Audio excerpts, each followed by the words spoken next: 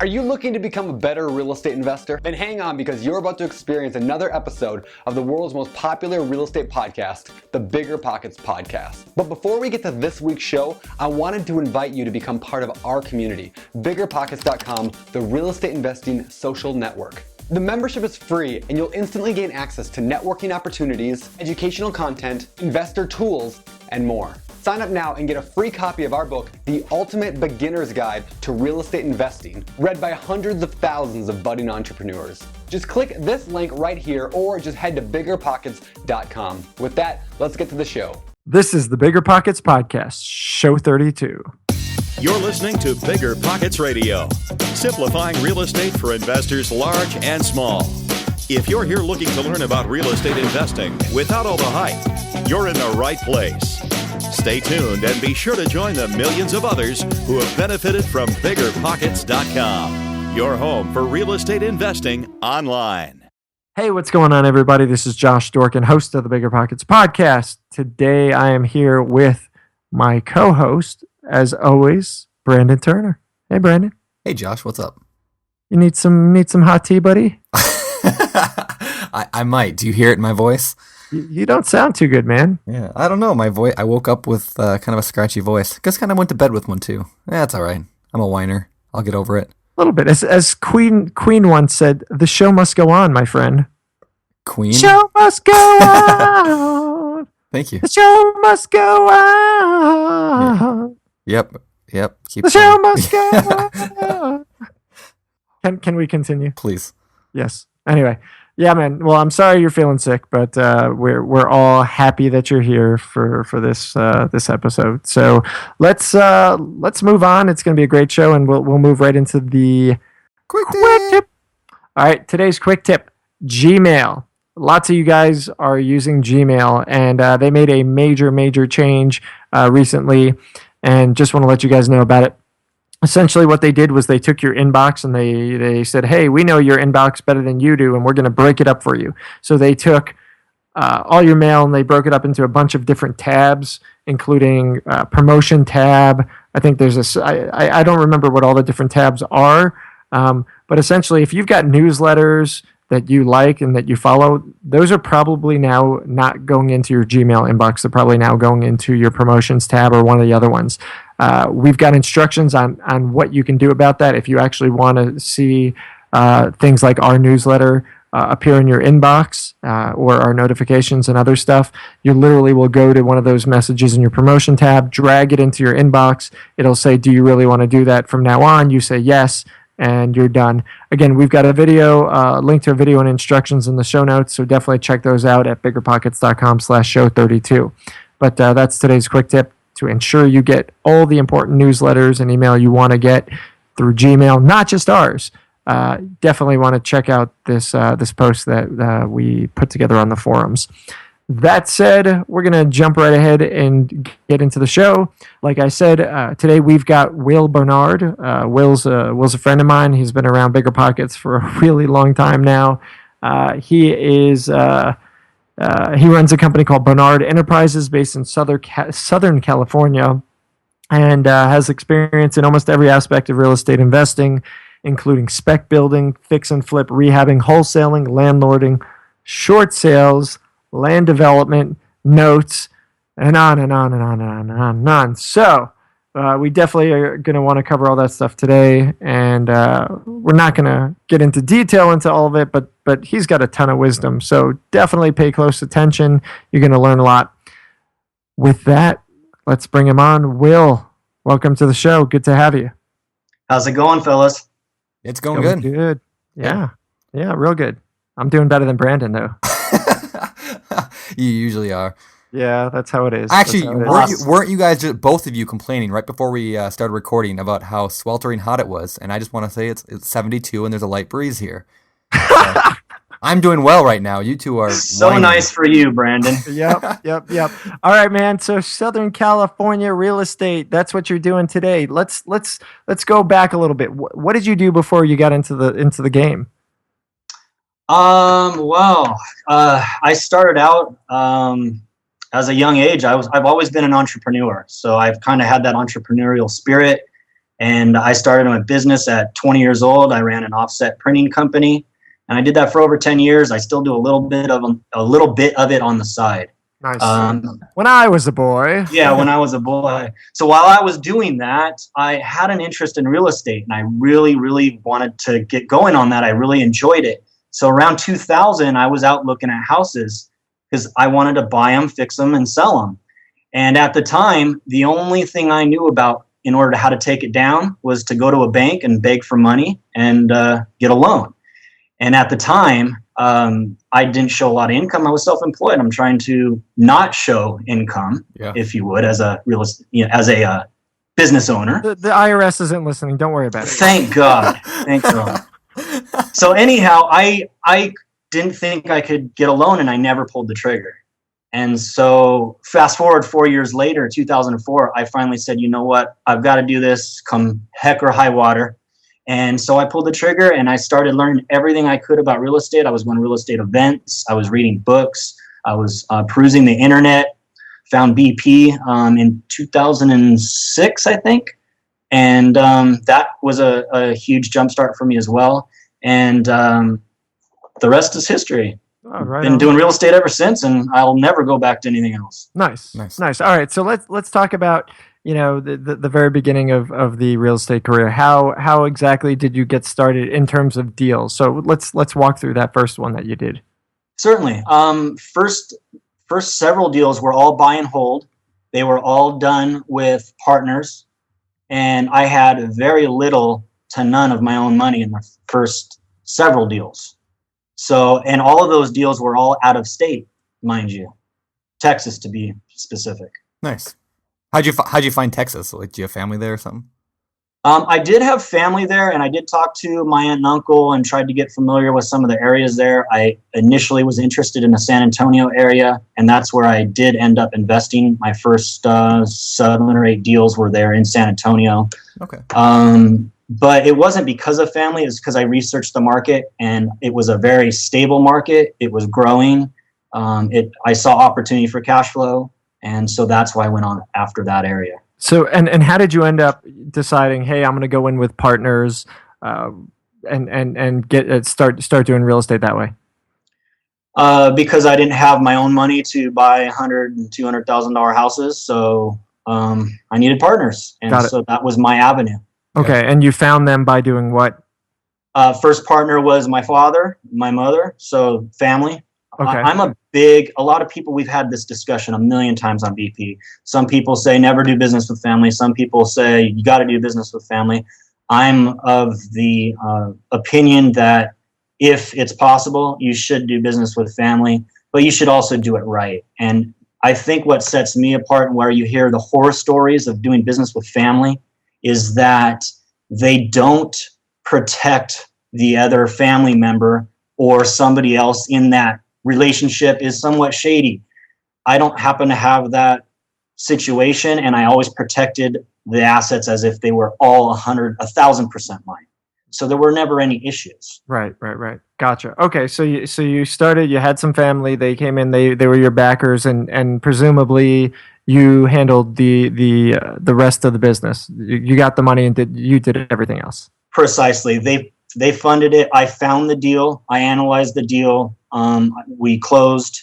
Then I'd place tenants, fix, do everything I needed to do, and I ran all the finances and all that stuff. They just supplied the money. And how did you structure that then? I mean, did you offer 50-50 or was it just case by case?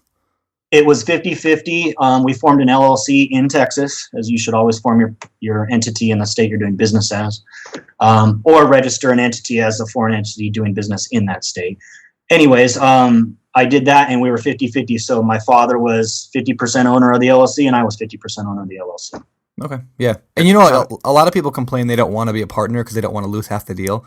But I always say, like, it's better to have 50% of a deal than 100% of no deal. And, I mean, a lot of people just say, yeah, I think I love partnerships. I love them. I use them almost. Truer words were never spoken. Now, if you can get away with keeping 100%, absolutely. But if you can get 50% of something, 50% of something is, like you said, better than 100% of nothing. Yep. Cool. Yeah, definitely. So, well, let's talk a little bit more about this partner thing. So you kicked it off, you partnered with the family. as you've kind of come along, have you continued to use partners to finance your business, or did you eventually just stop doing that? I did partners up until, well, I still do partners now, but going back, I did partners up until about 2010. After that, everything, because I switched my business from Texas, I got rid of everything. I sold all my rental properties. I own no rental properties at the moment. I do own notes. Anyways, all my business moved to Southern California when the market changed. And that's when I started doing rehab flips. And other than one partnership, everything was done all me, 100%. However, in the past year or so, I've been doing some really, really big deals, and I've been doing a lot more deals than I used to. I used to do one at a time. So now I will, on occasion, bring in somebody who's got money, and they'll finance a deal, and I'll bring them in actually as a partner. But I'm very choosy on who I pick to do that. They're very experienced like I am. Gotcha. Okay. No, that's great. Yeah. Cool. I know we want to talk about those bigger deals, which we'll definitely get to. But before we do, I'm wondering, like, you mentioned on the forums one time about a property that you're having a lot of trouble with. I think you called it your tenant from hell story or something like that. I'm wondering what you can tell us about that story. Yes, the infamous occupants from hell story. Yes. That is a very long story on BP, and it's a very long story in my life. That started with what should have been a grand slam deal. I bought a property in 2.5 years ago, in end of February, and it was subject to. So it had an existing first mortgage with Wells Fargo. I took over that loan. Subject to means you're buying the house, the property transfers title into my name or my business entity, but the loan stays in the previous owner's name. So they're still ultimately responsible for the loan. That's a subject to purchase. I then brought in about $55,000 in change in capital to close the deal. So that's all I had in the deal. And then the idea was offer the occupants cash for keys to walk. And then I'd get in there, rehab it, fix it, and flip it, and walk away with a home run deal. As it turns out, the occupant claimed challenge title, claimed to be married to the party that sold me the property, never was. Anyways, long story short, I've been 2.5 years now. I've owned this property. I have yet to step foot in the property. I've never seen the inside of this property. And I've owned it for 2.5 years. Wow. I've spent tens of $20s of thousands of dollars in attorney's fees, and I'm not done. Wow. That's crazy. That is crazy. It is a very sad story. It's very unusual. In fact, my attorney has talked to numerous attorneys. I've talked to probably 10,000 people between BP and the communities I speak at. No one's ever heard of it. It's basically a punitive spouse issue, which is a legal term. And no one's really ever heard of it. And the only reason my attorney ever heard of it is because it was on the bar exam. Nice. Nice. At least he was paying attention while he was studying. He was paying attention, but no one's ever dealt with a punitive spouse issue. It's something that's never dealt with. And that's where I'm stuck in family court, but I can see some light at the end of the tunnel. I'm very close now. Wow. Well, that's certainly an unusual event. And does that change your mind at all on doing a sub 2, or is it just, one of those things that happens and you move on? I think it's one of those, I got bit by a shark and struck by lightning all in the same day. So I wouldn't say that I'll be more careful next time, and I'll have some things that I will do to protect myself from that. I'll have further disclosures, further due diligence. But in this case, there was really no due diligence I could do. I researched the property was her sole and separate property. Everything on title was clear. So I did everything I could do. Yeah. Do you still expect to make a profit after this is all said and done, or do you think that's gone by now? I'm sure that's gone. I'm praying to God that I can walk away, get my private lender paid back, pay off the first, and somehow recoup the money that I put into it. And if I can walk away with a zero-sum game, I'll consider that a home run. Nice. In this scenario. Yeah. If this would have hit somebody without the financial capabilities, if this was like your first or second deal, I mean, it could have potentially ruined somebody. But thank God, I had the resources to get through it. Yeah. Yeah. Wow. Unbelievable. Well, to those people listening, you have to be prepared for anything, and this is unfortunately something that has come up, and it really was out of your hands. No matter, you did your homework, you did your due diligence, so you couldn't have expected this. Yeah, you're absolutely correct. And just a quick disclaimer, I don't want this situation to discourage or scare or add more fear to anyone who wants to do a sub-2 or wants to get into landlording. By all means, you have to pull the trigger. You have to take action. More millionaires and billionaires are created through real estate than any other vehicle. So don't let this shy away from sub-2s are a great way to get acquisitions with very little money down. Yeah. Well, let's talk a little bit more about the buy and hold strategy. You did that for a number of years. Was there, were you the manager, or were you outsourcing that to a property management company since you were doing it at a distance? How did you handle it? Because it was at a distance, I had literally no choice but to hire a property manager, and that was a learning experience all in itself. I did have what I thought was a good property manager, and it seems like every property manager that started out with me was good until 6 months later or a year later. And Speak to the choir, baby. Speak to the choir. Exactly. We've all experienced it, and dealing with property managers, you have to manage your property manager, and you have to screen them like nobody's business. Yeah. Do you have any tips or advice on that? I know I've fallen for the same issues. I've had the same problems, and I do everything and I can to help people be careful in screening folks. So, what are your best tips there? If you're going to invest out of state, my opinion on it is, if you're going to do it, go all out and do it. And in which case, because go big or go home. So if you're going to do it, buy one or two. You're not going to get rich off that. It's almost more hassle than it's worth, my opinion.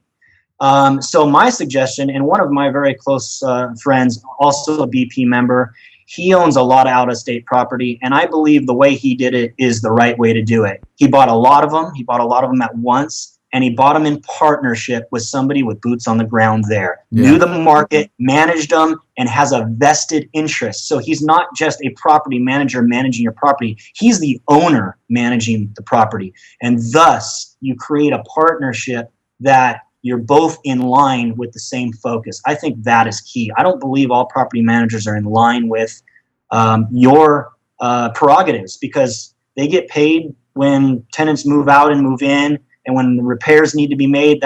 So it benefits them when things go wrong. Yeah. You want nothing to go wrong. Obviously, it's going to go wrong, but you want limited things to go wrong. And when you have a partner that's managing the property, they have the same way of thinking. Yeah, that's great advice. That's definitely good advice. A lot of people look at property managers the same way that they'll look at agents. Hey, an agent just cares about the transaction. They make money if you buy, they make money if you sell. Stockbrokers, they make money. They don't care if you're making or losing money. They just want the transaction fee. Managers, a lot of managers are like that. A lot of agents and a lot of brokers are the same way. So that's fantastic feedback. Yeah, and I guess if you could find another option, if you were going to go big and you're going to get 10, 15, 20 doors, another way to do it possibly would be to find, and this could be risky, but a newer property manager, somebody who started out on their own, or maybe they've managed with a big company and now they've gone out on their own and they're hungry to get doors.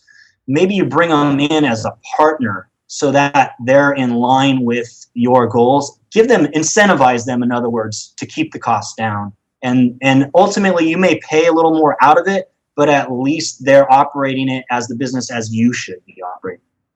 Yeah, that's awesome. Let's go talk a little bit about flipping in a high-end area, because, again, I flip houses sometimes that are, $15, $20, $25, $30,000. You're flipping houses that are a bit more than that. Wait, but to get there, he actually probably started smaller, though, didn't you? Yeah, I didn't start. Not to cut you off, Brandon, or anything, but maybe we should work our way up to the luxury flips, from the beginning. What do you think? Is that a good idea? Sure, I think that's a great idea, Josh. Thanks. So, how did you get into the luxury market then? Let's talk about your transition upward. Okay, so to talk about the transition, I'd have to talk about where it started, I guess. And that's a great idea. back in, as you know, we had the bubble burst, and 2007 here in California, the market started declining, and all of a sudden and quite rapidly.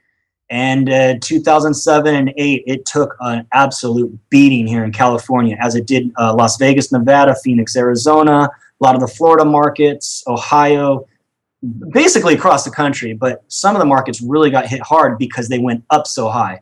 California was probably one of the worst because it went up so high so fast.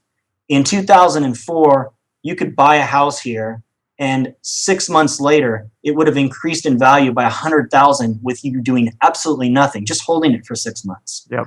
So it was just artificial. So anyways, when it crashed, everything really changed. And when I saw the change, I saw an opportunity. And so I decided, you know what? I need to move my focus from Texas buy and hold to buying here in Southern California in my own backyard, which then gets rid of my managing property managers problem from across the nation, and dealing with tenants and so forth and so on. I loved it. So I didn't sell everything then. I just started focusing here on rehabs. And I bought a house. One of my first acquisitions for rehab flips here in Southern California was just north of 300,000 on the acquisition. I put, I don't remember, 60, 70 grand into it, and I turned a really, really nice profit. I then repeated the process multiple times the following year in 2010, and just really started building my business here. And that's when I decided, you know what, I'm going to sell my real estate in Texas and do 100% here. Hey, so I used to live in SoCal. Where do you find a $300,000 house in that market? Oh, all over the place, all over. The San Fernando Valley, Santa Clarita Valleys, even in LA, you find houses 300,000. Now, again, we're talking from 2009 till we're in 2013 today, so things have changed. Yeah. They've gone down, and then they've gone back up, and they're going up right now. Yeah. So 300,000 today, right now, is going to buy you a 1,200 square foot, 3-bed, 2-bath in an older neighborhood. It's about all it's going to get. But there's still deals to be found, is what you're saying. There are still deals to be found. However, rehab flipping is so popular because it's been on TV. You have the gurus. You have BP, who is a big proponent of real estate investing, and there's hundreds of thousands of members, and all of a sudden real estate is popular throughout the country. And so you have all these people saying, hey, this is a vehicle that works. I want to get in it. So we have so much investor competition, particularly at the low end levels, the $100,000 to $500,000 level, and especially the $250,000 to $350,000 level here in Southern California. If there's any deal that pops out, it's got multiple offers because there's so many investors out there. And then you tack on all the wholesalers or wannabe wholesalers, and they're making offers, and it's a mess. So it's very hard to compete in that level, in that price point. Do you feel like all those flippers that are buying those up like crazy, are they still making a profit on all of them, or are they paying too much, and do you think they're losing out? I think it depends on their strategy. I think a lot of the strategy right now kind of goes back. It's a mix between rehab flipping and the buy and hold for short term, like everyone was doing in the bubble. I think they are seeing that the market is appreciating, and they're like, okay, if I can buy this now for this price, fix it up, place a tenant for about 2 years, then refix it up to the retail and then dump it, I'll make a ton of money. Yeah. So I think there's a lot of this buy, hold, and then flip. Yeah. And so they're overpaying because that's the only way they can get in, but they're hoping to make it up on the appreciation side. And I think that's a crazy strategy. I mean, I think hoping for appreciation or hoping that the bubble kind of continues, because I will say that we're definitely getting into bubblish kind of territory. And I think it's just a dangerous strategy, particularly for newer investors who may not have the understanding. And I also worry that when you have a situation where there's a property that goes into multiple offers and it starts getting frenzied, people who don't have the experience are going to be the guys left holding the bag and ending up with the properties. And they're like, oh, wait, everybody bid me up. Now I've got this property. I didn't stick to my numbers. Now what do I do? Right. And now they're in trouble. And, Yeah. and I agree. We're going to have a bubble. One of my friends, Aaron Norris, his father is Bruce Norris, is highly respected here in Southern California. He is pretty much the god as far as data and research and where the market is going. And I listen to everything he says. I go to every time when he speaks, and I get some insight from him.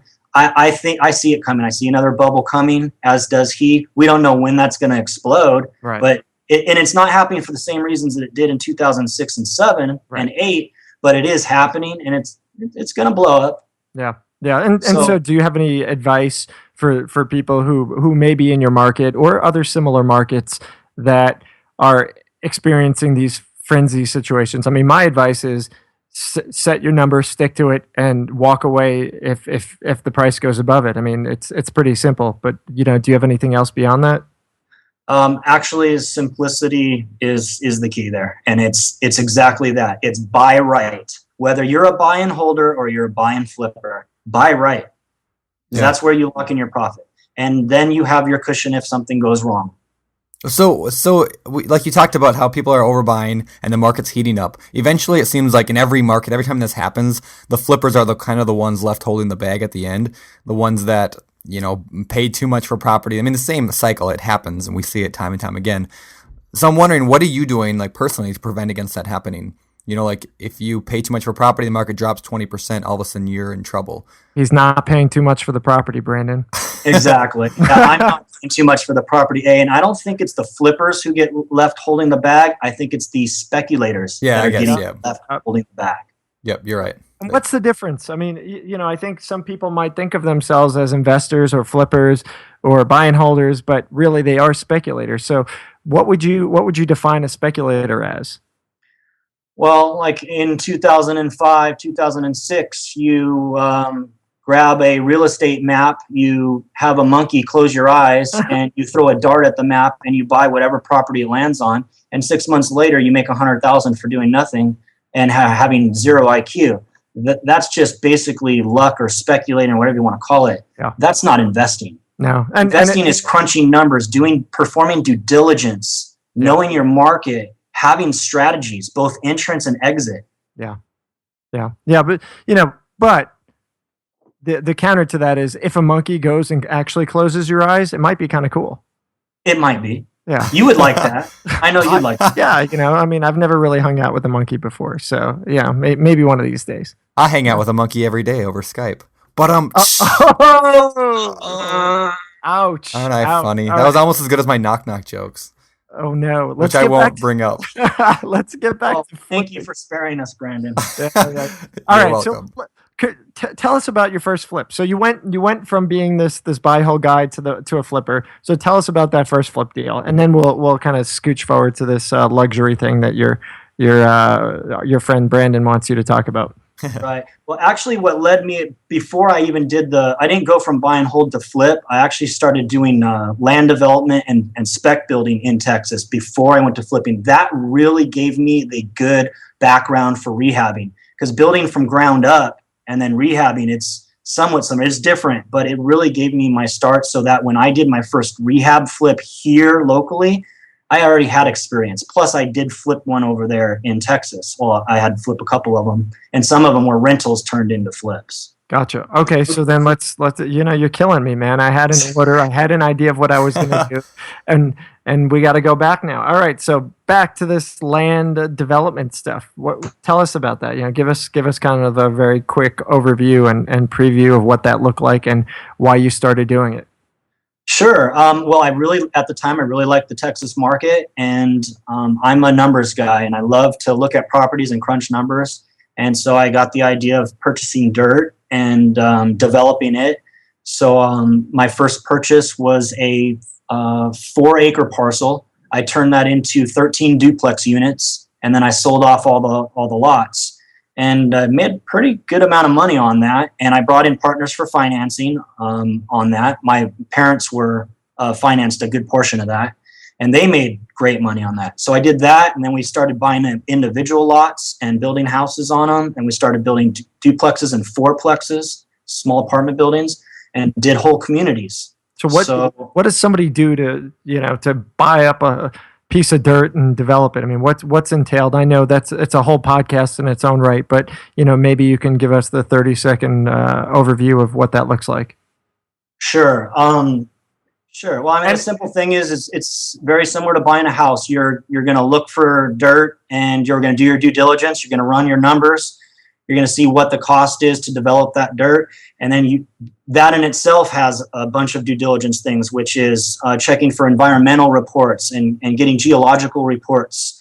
So much is going all the way to the fire department and figuring out how many fire units they need on the street and what the pressure is, if there's enough pressure to deliver that. So there's all kinds of little things and intricate things in your due diligence to do. But other than that, it's really pretty simple. It seems complicated, but it's really not. It's like buying a house. How did you learn about that? Just did it. I never read a book. I never did it before. I never talked to anybody about it before. I just decided, hey, this looks like a good thing to do. Okay. Jump on in and get your hands dirty, huh? Yeah, that's it. And that's, experience is the best educator. Yeah, that's awesome. Got it. That's a good tweetable topic I can put in the show notes. For those who wonder what the show notes are, that is biggerpockets.com/show20. No. 32. It's show 32. Get it right, Brandon. 32. I had to quickly try to. It took you guys 31 weeks to get me on the show. It did. Wow. And we really should have had you as number one, Will. I mean, I'm so sorry that waited. Apologies. We'll write you an apology check. No. You saved the best for last, and I'm sorry, everyone. This is the last show. All right. No, not really. All right, let's move on. Just kidding, BP Nation. Thank you. BP Nation, by the way, that was if you guys have seen that around the forums, that was Will's term that he started using, and now we use it all the time. Yes. Thank you. Actually, you're not allowed to use it without paying me, but I. That's funny. All right, so back to the meat. The meat and potatoes. I love it. Yes, here we go. How do you find properties? What are you doing right now to find them? Right now, I have agents who are out searching, and then I search myself on the MLS. I used to, from 2009 to about 2012, everything nothing was on the MLS. It was all about relationships. I've preached this on BP to my heart's content.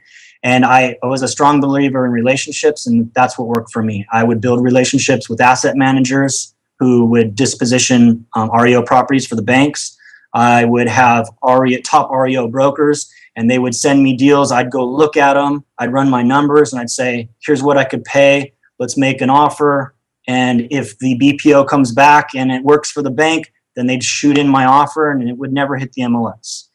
Well, they started changing the rules and changing the things, and that went away. So while relationships are still important and you should still build them, I'm not getting the off-market before or never hitting the MLS deals. The only way to get that I know of today is direct marketing to motivated sellers. And are you doing that? I am not, but I'm just about to ramp up a huge campaign to do that. I'm going to be partnering with a good friend, Sean Watkins, also a BP member. Right on. And he is the king, the god of direct marketing. So I'm looking forward to that. Nice. So what's your plan? Are you postcards or yellow letters? How's that going to look? We'll probably do both postcards and yellow letters and whatever he uses and whatever's working for him. I'm not going to reinvent the wheel. I'm going to do what he does. There you go. That's awesome. And that's really good advice, actually, is don't try to reinvent the wheel. I mean, there's a lot of successful people out there, and everyone on BiggerPockets is really open about what they do. I mean, you guys know from the podcast, people tell everything. So, right. Yeah, find out what works and just copy that. For sure. So, there you go. So, but again, the MLS is where I'm getting most of my deals. And it's a mixture between that and everything is off the MLS, but it's a mixture between me finding them and agents finding them and then bringing them to me. Can you go into maybe what these properties are? I mean, are you finding that you're putting offers on properties that are brand new to the MLS, or are these properties that have been sitting around for 30, 60, 90 a year? Or, what kind of properties are you picking up? Both. Some of them are first day on the market and I'm first in and hopefully, lock and load it really quick. Most of them are ones that have been sitting on the market that were priced either too high and then they had a price reduction, or they went into escrow and then backed out and they went back from pending back to active. Yeah. A lot of them are where they're just completely thrashed. Those are the ones I love. I do not shy away from, everyone likes the, slap the lipstick on a pig. Yeah, exactly. Lipstick on the pig. Thank you. But I prefer the bigger rehabs. They take longer and you can call it more risky. I have a different definition of risk than a lot of people, but that besides the point. The thing is the bigger rehabs, there's more money in them, in my opinion. You can add more, create more value with the bigger rehabs, and they scare away the rookies that can't take those on. So I get in the door a little bit easier than the rookies do. Okay, so on a typical flip, everybody talks about the 70% rule, right? You purchase a property. In fact, we did an interview about the 70% rule, I believe. It was about ARV. But and Brandon will point to that fun little interview that YouTube on the show notes. At show notes at biggerpockets.com/show 29. 32. No, 32. I did it right this time, John. So 70% rule, it says, you buy a property for 70% of the after repair value minus repairs. On these higher end properties, are you looking at those numbers, or does 70% rule still apply? How does it work? The 70% rule does apply, but not always. It depends. I always tell people rules are guidelines and they're not hard and fast. They are not silver bullets. I just posted this, I think yesterday or last night. The thing is you can buy at 75% and do great. You can buy at 77% and make money. But you can also buy at 70% and lose money. So it depends on your situation. It depends on the investment itself. Here's one of my rules, okay, guidelines, if you will. If you are going to buy at the 70% rule, you are in most markets going to do perfectly well.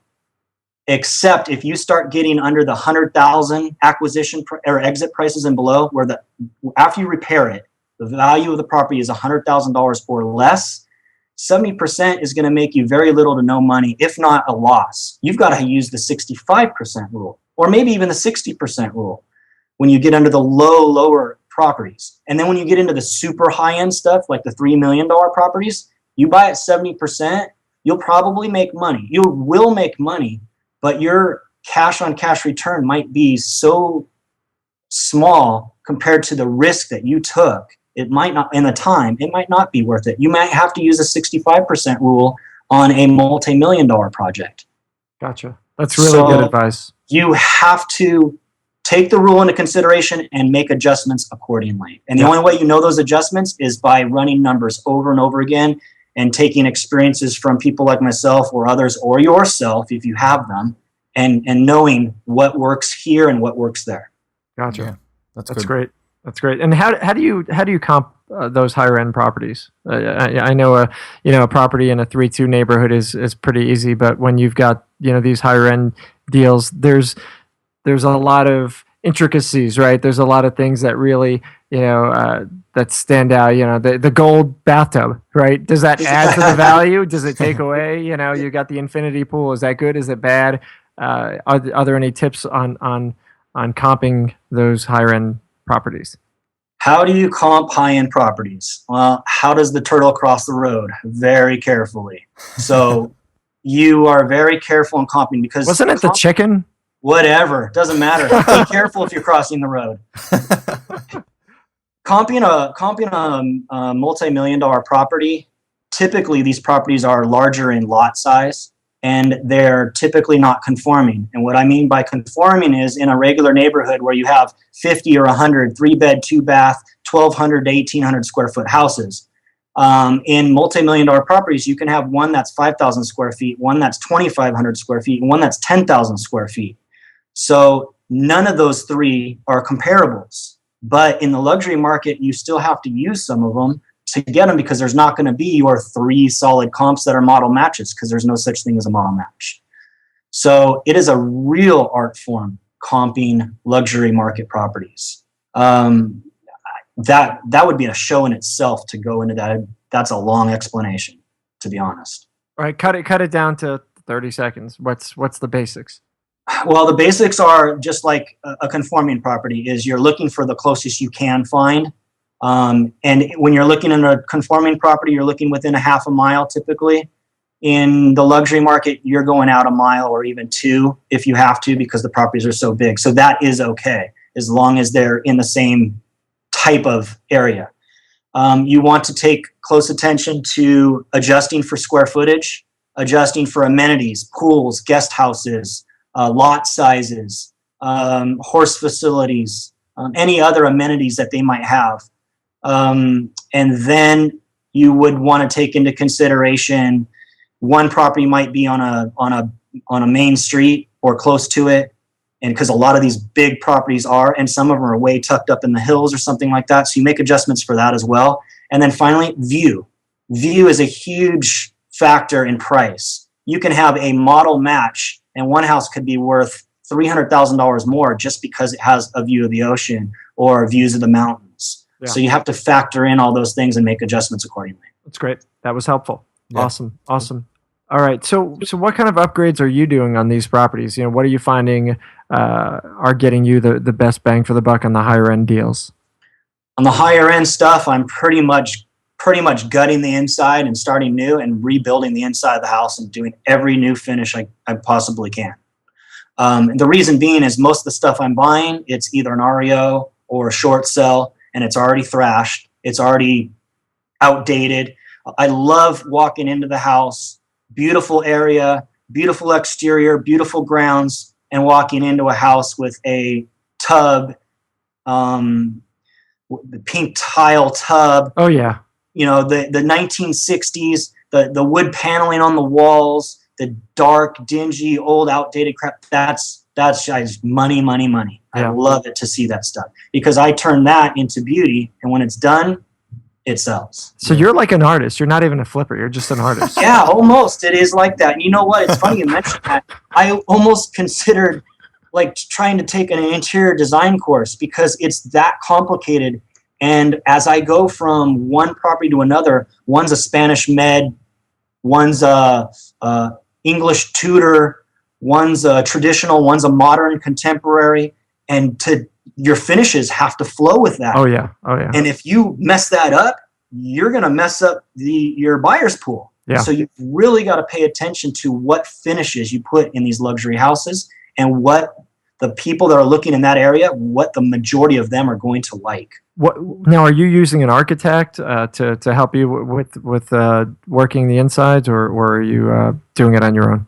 No, I don't. Architect would be if I was changing floor plan dramatically. I've moved walls here and there, or taken out a wall, or flipped one. I don't need an architect for that. I do that myself. Interior designers. I've hired interior designers, yes, to come in. Ultimately, I have realized that they're just people with opinions, and I seem to work really well with my agent, who also happens to have an interior decorating background.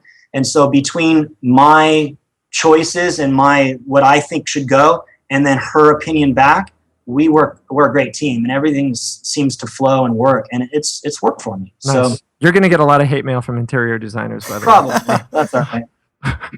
Well, now we're talking about the luxury flip here.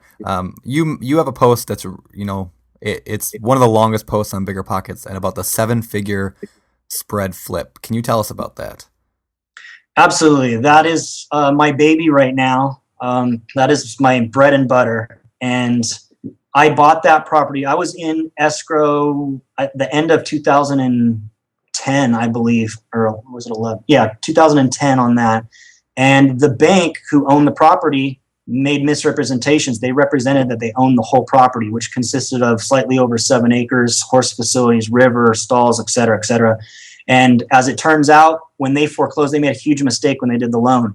They only encumbered the house portion of the property. So when they foreclosed, they were only able to foreclose on the house portion. Whoopsie. But when they sold it, marketed it, yeah, sweet to who? The guy that got foreclosed on, talk about bank error in your favor, collect $200 and pass go.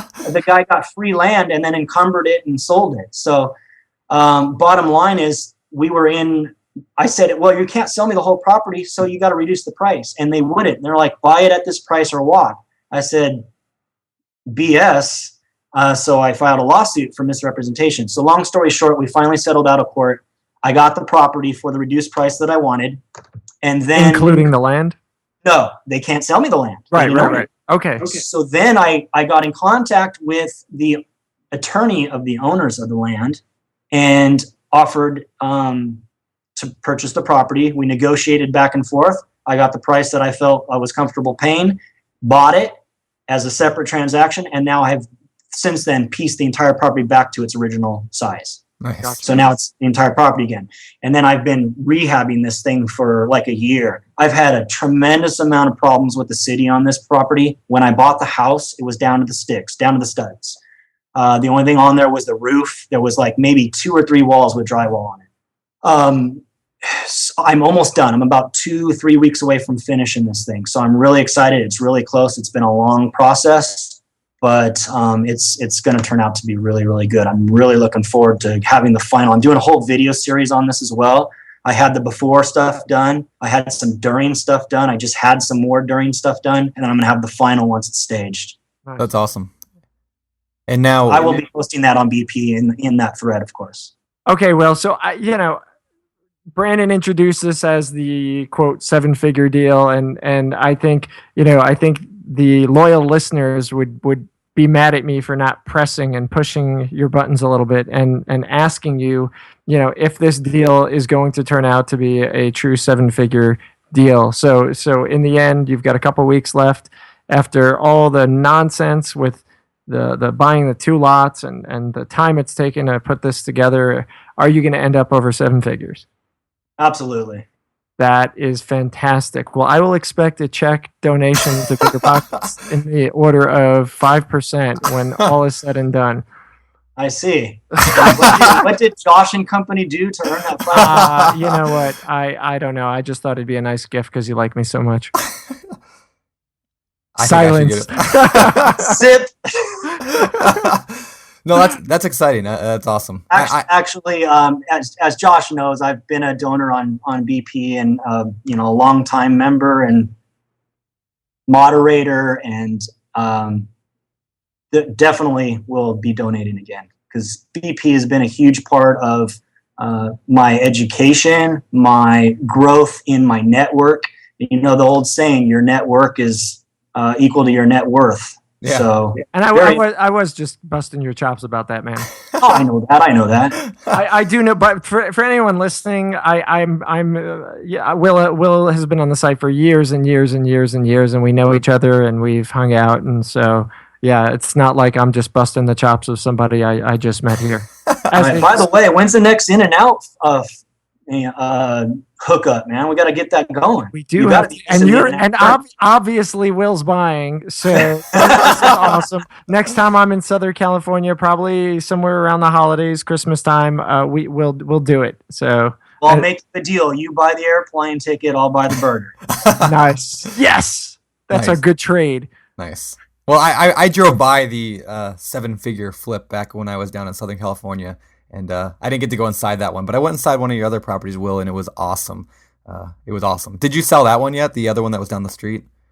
Well, it's actually in escrow. I'm still in the middle of the rehab. I've completed all the demo. We've got the floors installed. We're painting as we speak. We're building the kitchen cabinets as we speak. I'm probably a good halfway done with that, but Nice. It's been sold since demo phase, That's which awesome. is really amazing to sell a multi-million-dollar home before they even see the finish work. But they saw some of my finish work down the street on the 7-figure spread deal. They know what I do and what I will be doing and my tastes. And so they locked it up and we're in escrow. That's awesome. Okay, that's awesome, man. That's awesome. All right, so we're gonna, we're starting to come to the close of the show, so we're gonna go to our fire round. Yes. Oh, that was awesome. Thank you. Yes. So the fire round is where we hit you really quickly with questions, and you give us brief answers. Most of these questions come from the BiggerPockets forums. So these are all questions that people have asked on the site. So Brandon, why don't you kick it off? All right. Brick house. Do you paint it? Is it possible, or is it a bad idea? Wow, brick house. We don't have brick houses here in California because they'd crumble. That's very popular in Texas. I never painted over the bricks. I have seen them paint them white and other colors. I prefer to leave the beauty of the brick, but if they're totally thrashed, if you're trying to go cheapo, then paint them. If you really want it nice, I would replace them. I'll tell you what, in Denver here, there's blonde brick is really, really popular. It's been around. I guess it's from the clays here or more of a blondish color. So they built with blonde bricks back in the 50s and 60s and so on. And a lot of out-of-towners hate it. So the flippers, at least where I am in the neighborhoods around me, are absolutely going and painting the brick. So it really, I guess, does depend on where you're at. Yeah. All right. So what kind of appliances do you put in? Obviously, I'm guessing probably stainless on the high end. But are you going, are on these $1 million houses? Are you putting in like the $20,000 Wolf refrigerators that are like super wide, or what are you doing there? Yes, on the luxury stuff, like on the regular stuff, the $300,000, $400,000, $500,000 houses here, everything was always still stainless steel appliances. But over here in California, you don't have to supply refrigerators. It's not typical. So I never would. I would do everything but the refrigerator, washer and dryer. It would be the range, stove, oven, dishwasher, and microwave. And on the luxury stuff, though, you have to. But they're not just a slide-in refrigerator. They're the built-ins. And they're the double wide. They're the 48-inch and larger. The ranges are larger. You're doing vent hoods every time. So, yeah, it's high-end, and we're talking $20-something thousand for your appliances. Yes. Yep. Wow. Yep. Wow, that's crazy. That's awesome. When buying, how much do you usually plan on for closing costs? Do you have a percentage or a hard number you use? Closing costs as far as the acquisition is concerned? Yep. Acquisition costs are so low because typically here locally, it's primarily customary for the seller to pay title, for each party to pay half of escrow, their portion. And so you have escrow, some recording fees, a couple of little small junk fees, and everything else is prorated stuff like your taxes and insurance. It's all prorated. Those I don't count as closing costs. I count them as holding costs because you're paying taxes in advance to hold it. Yep. So the closing costs are so minute, even on a multi-million-dollar property. I don't have. Whatever the figure is, I plug it in. Got it. Cool. So I don't like use percentages or anything like that. There's no rules of thumb. I just take the actual from the HUD. Here's my costs, and I plug it in. Got it. Cool. But the rules I use, like if I'm using the 65% rule or the 70% rule or the 75% rule, that already takes into account those minor closing costs on acquisition and your closing costs on exit. Okay. Perfect. Cool. All right. Cool. All right. So have you, how do you find a great real estate agent? And do you have any tips on working with agents once you do find them? Yes.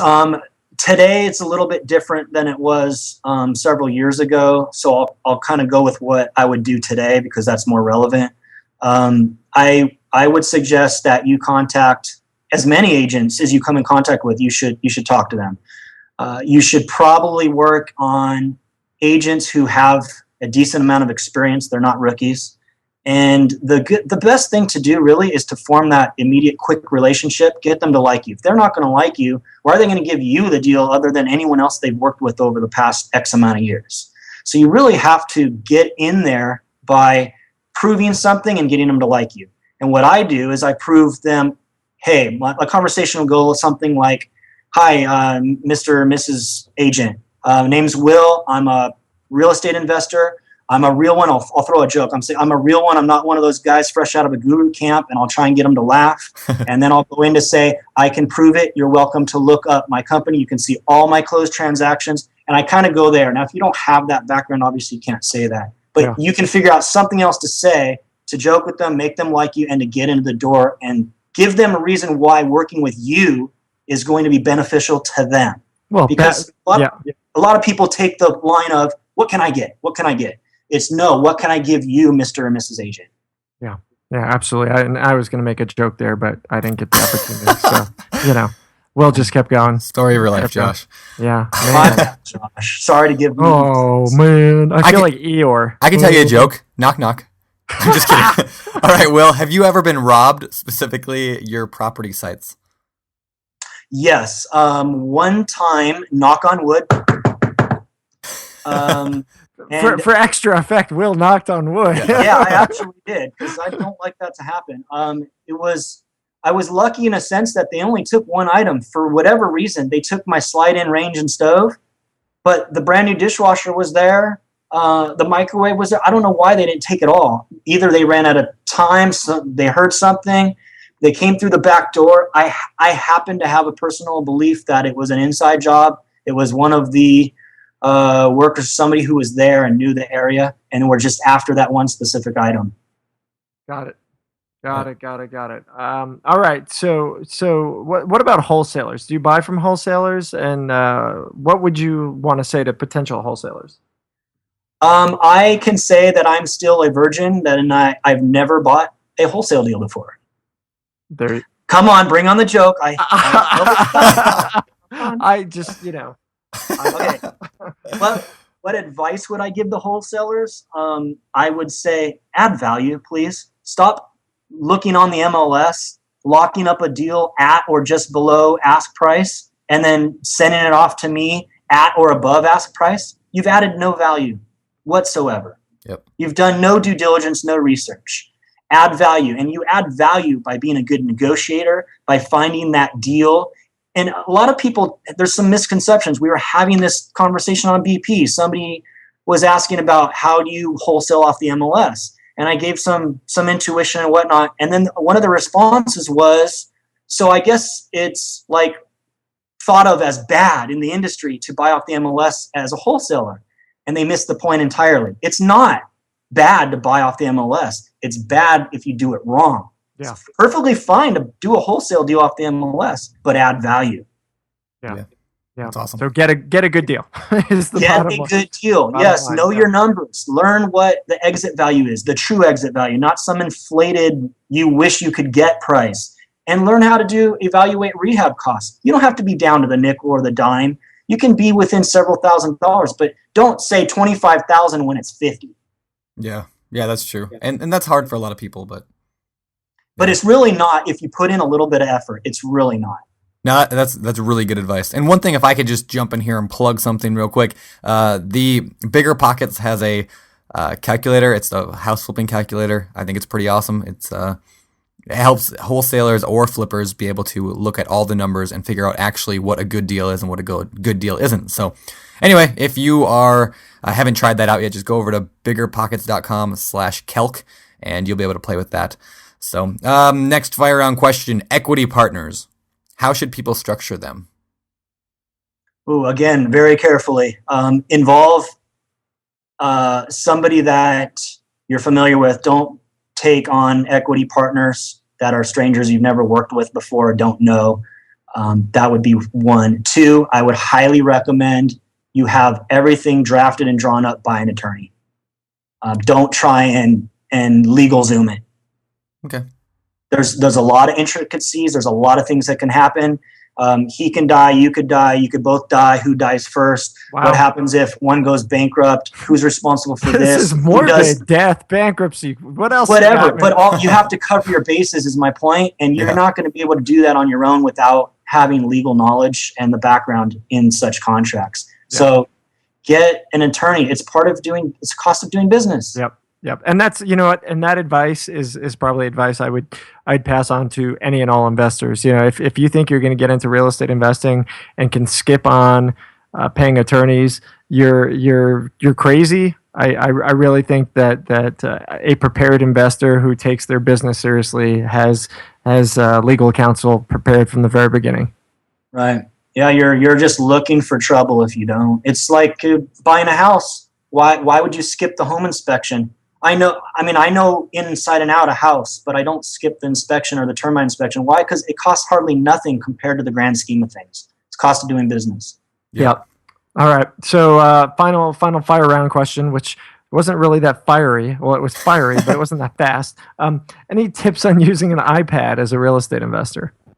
Oh my goodness, I am in love with my iPad. I knew that. That's why I added this question. That's like, I don't know. That's the best thing since sex. Can I say that on the air? Sure. I mean, the iPad literally took me and my office wherever I was going. My office is now wherever I am. Recently, I was in Hawaii, and I'm sitting off the deck overlooking the ocean on my iPad, logging into BiggerPockets. I can work from wherever I'm at. When I'm at the job site before, years ago, I had my phone. It was a smartphone. I finally got the smartphone, and I could do little stuff there, but it was so small, and it's hard to do. With the iPad, I get all of my emails easily readable. I send in back and forth. I could sign real estate docs. If I get a contract coming in, I can sign them, and not just DocuSign, but there's better programs out there. There's like it's DocuSign. It's DocuSign Inc. for the iPad. It is fantastic. I can sign all my docs and send them back. I don't have to use paper, pen, and I can do it in the field. That's awesome. Well, your wife is going to be a little upset if she listens to the show, but so now we've pissed off interior designers and your wife. But your listeners are going to be really happy about all the great advice you've given. Well, I hope so. And DocuSign is great. There's others like EchoSign. There's other products out there. I use EchoSign for all my signatures. But I know a lot of real estate folks use DocuSign and various others. So that's great advice. Very, very good advice. Well, we got to get to the close of this thing. I know we could keep talking to you. But instead, we're going to just get to the famous four. Yeah. I thought you were going to jump in on that, Will. I'll leave that stuff to you guys. Oh. All right. So, Will, what is your... Holy cow. Okay, I'm sorry. I have to interrupt this show with an important announcement. Dead seriously, this is live. I got a text from my wife telling me that Dunkin' Donuts is opening up in Denver. I kid you not, it is important enough to interrupt the show to tell you. I am such a huge Dunkin' Donuts fan. There aren't any in this entire city, and the fact that there's one opening up, I'm ecstatic. So thank you, Dunkin' Donuts, for listening to my chanting. Josh, how much did you get paid for that? A, and B, I can't believe that was the excitement. I thought you had like some great, fantastic, multi-million-dollar real estate deal on there. And it was about donuts? Dunkin' Donuts, and there was no payment made whatsoever on that. I will plug them till my death. I love that company. I love them. All right, famous four. Let's get back to it. What is your... Sorry, guys. Put up with it. What is your favorite real estate book? My favorite real estate book. Oh, I would say my favorite real estate book is probably Trump Style Negotiating by Mr. Ross. George Ross is an attorney for the man, Mr. Trump, and he wrote a book on Trump Style Negotiating. That's probably one of my favorites because I believe everything you do in real estate, it's all about the negotiation because that's where you make your money. You negotiate a better price, you make better money. You negotiate better product on your rehab materials, you make more money. Everything's a negotiation, and and it's not just real estate. That can relate to anything, really. Yeah. And I tell you, Jay Scott's got an awesome article on negotiation, and we'll point to that from the show notes at biggerpockets.com/show32. We'll also point to this and the other books, but it's definitely one worth checking out. And I do agree on negotiation. So great tip. Cool. Favorite business book? Favorite business book? That actually is also a real estate book, and it's called Real Estate Finance and Investment Manual. It was written by Jack Cummings. It is a monstrosity of a book, like 500 and something pages. I have the revised and expanded version. It's everything from finance to how to analyze deals and investments. It is like the Bible for me, but it's really how should I say, complicated. It's got all the complexities in it, so that's why I enjoy it. Nice. Cool. And what about hobbies? I know you've got kids. What do you do for fun? Fun, yeah. The fun thing for me is I still play ball. I play softball a couple times a week, and I play tournaments on the weekends. In fact, I'll be up in Tahoe in a couple weeks playing a tournament in Tahoe. So that's my love since I was negative 6 months old. I think my mom has a picture of me playing baseball in her tummy. Nice. So that's my biggest love. And then, with the family, we go out on the boat in the summer. We go up to the cabin in Big Bear and go snowboarding in the winter, and spend a lot of time with the family, going out, Nice. doing things. We'll come out to Colorado and we'll go skiing. Absolutely, I'm looking forward to that. Yeah. I've never boarded over there. Nice. Yeah, it'll be fun. All right, last question. What do you think sets apart the investors who do really, really well and succeed from those who don't, who just kind of disappear? Oh, great question. I've always been of the belief that those with the drive and the determination and I'm not going to give up and quit, I'm going to go full bore no matter what, those are the ones that succeed.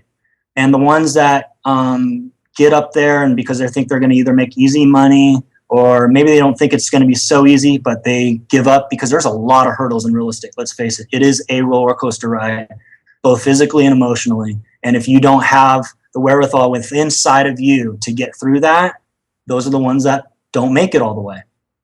Cool. Yeah, that's good. That's definitely good advice. I've got one last question for you.